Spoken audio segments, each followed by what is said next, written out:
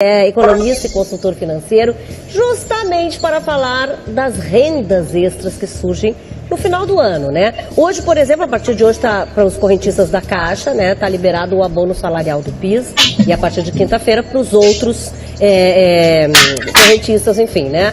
Mas se você quer participar, quer fazer a sua pergunta, também pode, é claro, aqui pelo nosso WhatsApp 992241220.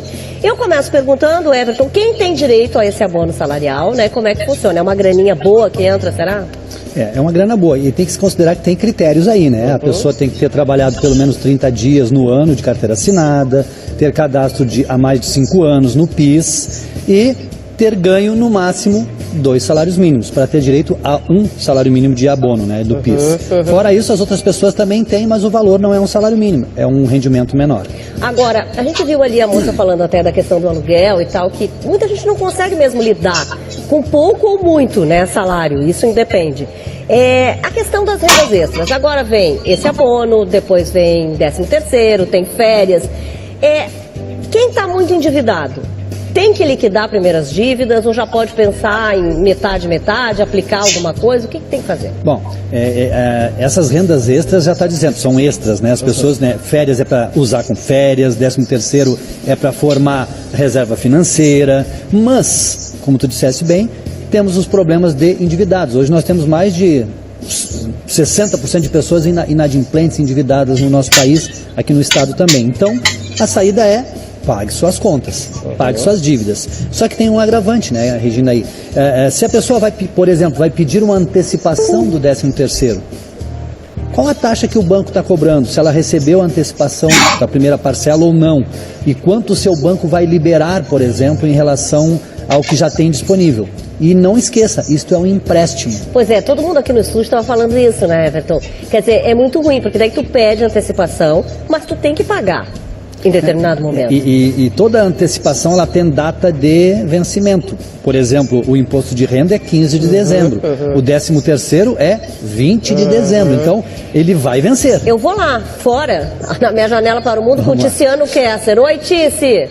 Oi, Regina, a gente está de volta aqui no centro da cidade e conversando com várias pessoas por aqui, a gente vê que essa é a preocupação. Muita gente tem dívida para pagar e tem que escolher o que vai pagar primeiro para usar bem esse dinheirinho extra do final do ano. Algumas pessoas nos contaram aqui que o 13º não vai ser suficiente para pagar todas as dívidas, e aí a grande dúvida que essas pessoas têm e que eu também tenho, que a gente vai encaminhar aí para o nosso especialista, é: o que eu vou pagar primeiro, pois como lidar melhor com essa situação, até porque a gente sabe que tem algumas contas que os juros são mais altos, né? Como é que eu vou escolher para pagar, para fazer, digamos assim, como as pessoas brincam, o sorteio das contas? Essa é uma dúvida que eu tenho e que muitas pessoas que eu conversei agora aqui no centro de Porto Alegre me passaram também.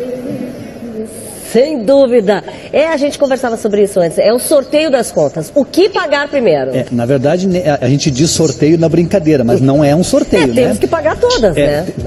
Mas aí, como o Tiziano falou na reportagem ali, de que não se tem dinheiro suficiente para tudo. Então temos que priorizar. Priorizar o quê? Aquelas que as taxas de juros são mais altas, como, por exemplo, cheque especial, cartão de crédito, financeiras. Elimine aquelas taxas mais altas, porque são essas que comem o seu rendimento, a sua remuneração, o seu salário e comprometem a sua renda com o endividamento. Mas daqui a pouco a gente vai falar sobre isso, porque as pessoas dizem assim: mas o juro tudo bem, pode ser maior, mas a minha parcela é menor. Muitas vezes, né? A pessoa diz: vou jogar porque a minha parcela é menor, que é o que me interessa. A gente fala sobre isso já, então. Tá bem. E a gente volta a falar aqui, né, das rendas extras, o que fazer com elas, pagar dívida, será que a gente já pode fazer uma aplicação? Eu vou direto lá para minha janela para o mundo com o Tiziano Kessler, que tem uma pessoa que gostaria de fazer uma pergunta aqui para o Everton.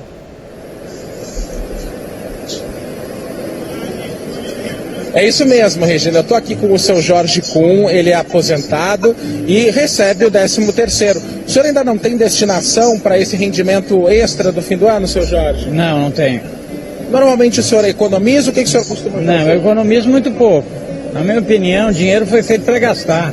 Rico é que pode guardar dinheiro, pobre não consegue guardar, vai guardar como?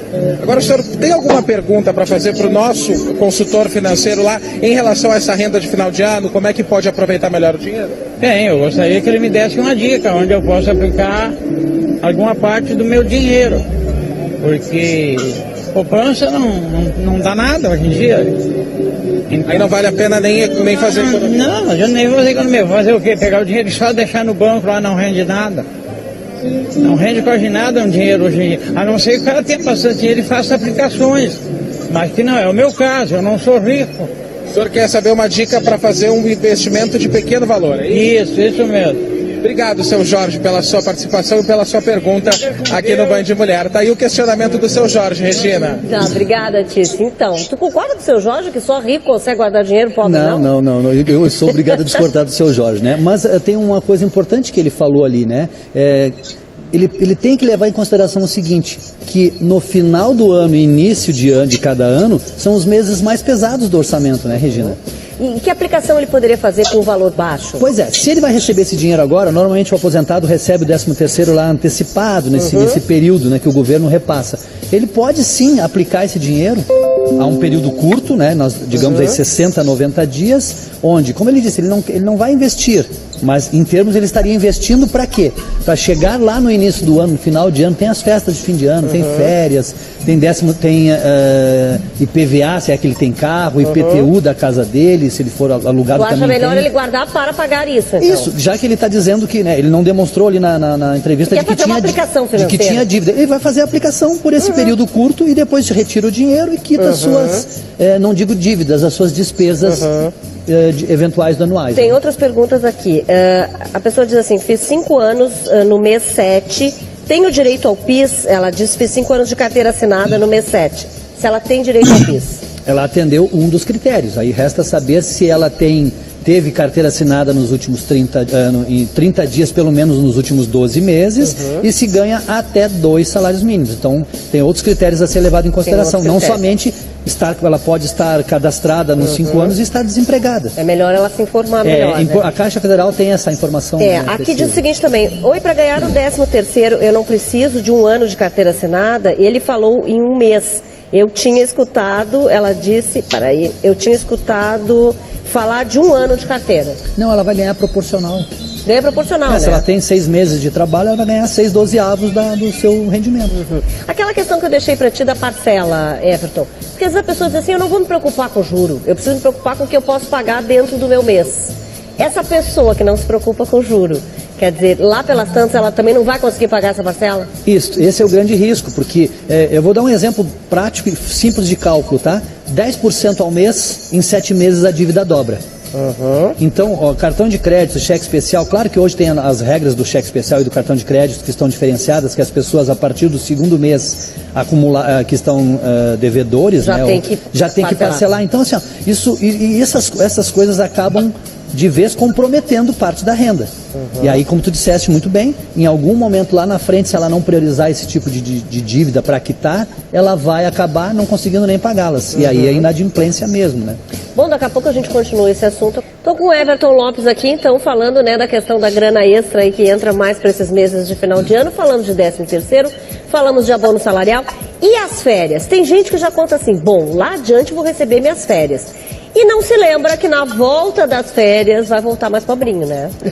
As pessoas esquecem que as contas chegam igual, né? Exato. E na maioria das vezes, Regina, o dinheiro ele é antecipado, né? As pessoas ganham o dinheiro, além daquele 1/3 de férias, né? Eles ganham antecipado. E aí, se saírem para as férias, tem que lembrar o seguinte, é 1/3 de férias. É 1/3 que pode gastar além das contas normais do mês. Então, assim, e tem empresas também que liberam, na verdade, a venda de alguns dias de férias. De alguns dias de férias. É interessante.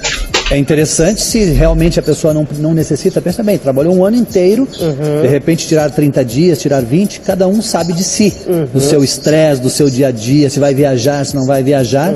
E aí, bom, se é suficiente 20 dias e quiser antecipar e vender parte desse recurso, aproveite.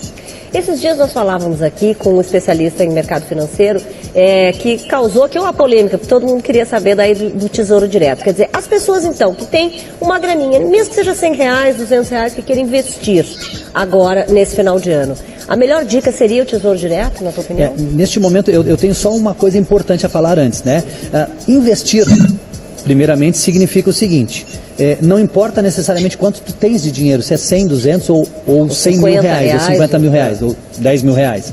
O importante é a disponibilidade dessa pessoa. Uma pessoa que tem baixa renda, por exemplo, pode sim utilizar o Tesouro Direto, mas de repente, sei lá, juntou 500 mil reais. 500 mil não, mil reais, né? 500 ou mil reais. E aplicou no Tesouro Direto, ele tem um período.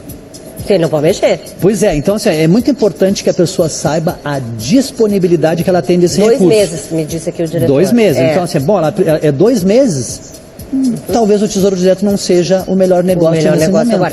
Deixa eu ver com o Tiziano Kessler, se ele tem alguma dúvida lá. Oi, Tici. Oi, Regina, o pessoal está todo mundo correndo aí, aquele ritmo acelerado, mas a gente conversou com algumas pessoas que não puderam esperar, e eu conversei com 2 pessoas que são autônomos, ou seja, não recebem o 13º, não têm carteira assinada, e são pessoas que estão preocupadas, porque a gente sabe que final de ano, início de ano, vem uma série de impostos, as despesas aumentam, vem festas, e aí a grande dúvida dessas pessoas tem como se organizar agora tão em cima da hora, ou essa organização ela teria que começar lá no início do ano, ou talvez seja possível, e o Everton vai poder nos responder, só para o ano de 2019 fazer essa organização, para quem não tem essa renda extra no final do ano e não guardou, não teve aquela gordurinha, aquela economia ao longo de 2018. Verdade. E aí, Pois é. Não, tem saída. Sempre tem saída, né? Sempre tem saída. Mas passa pelo planejamento. Então, nós estamos em outubro, pode ser hoje. Comece hoje a planejar. Agora, dá tempo, então. Sempre dá tempo. O autônomo tem um detalhe importante que tem que se considerar. Assim como aquele assalariado que todo final de mês recebe o seu salário e às vezes se desorganizam, o autônomo funciona da seguinte forma. A pessoa deve...